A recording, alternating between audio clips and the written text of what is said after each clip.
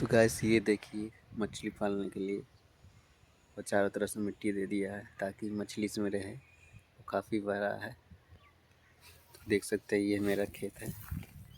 देखिए गैस ये वहाँ मक्का है, इधर मूंग दे दिया क्योंकि इधर बारिश के टाइम ना बारिश के टाइम यहाँ मकई डूब जाता था।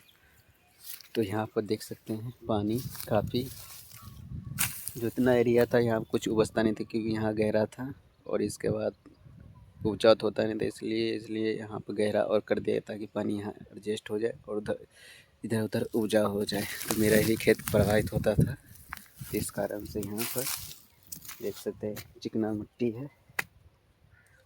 तो गैस देखिए मिट्टी फट गया है, इतना दरार है। और ये जिससे लोहे होता है ना गैस, इस तरह का मिट्टी। और देखिए कितना शानदार लोकेशन है गैस।